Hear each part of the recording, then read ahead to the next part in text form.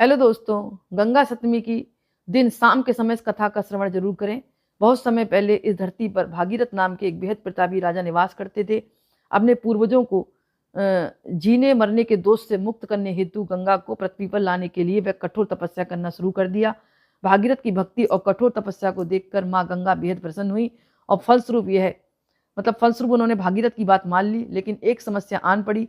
उन्होंने कहा, राजा भगीरथ से बताया कि अगर वह स्वर्ग पर सीधा पृथ्वी पर आएंगी तो पृथ्वी वाले लोग, मतलब जो भी गति होगी ना उनकी बहुत तेज होगी, तो वो लोग झेल नहीं पाएंगे। तब माँ गंगा की ये बात सुनकर भागीरथ अचरज में पड़ गए और इस समस्या का समाधान ढूंढने लगे। माँ गंगा इस अभिमान में थी कि उनकी गति किसी के लिए भी सहनशील नहीं है।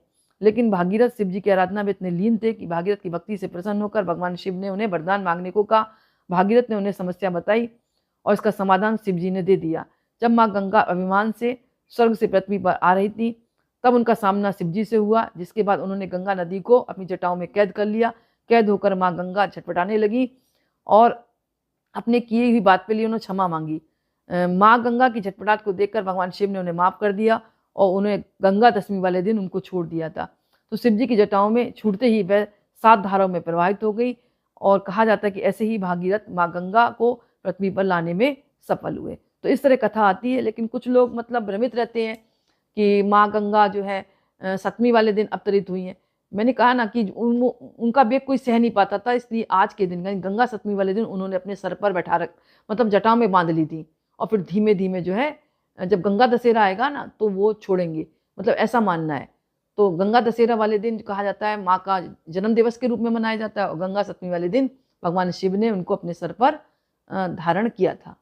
तो आप इस बात पर मतभेद मन में ना लाएं। यानी जो सर पे माता भगवान शिव के जो सर पर विराज रही थी वो आज का दिन था, गंगा सप्तमी का दिन था, और पृथ्वी पर अवतरण जब हुआ था वो था गंगा दशहरा का दिन।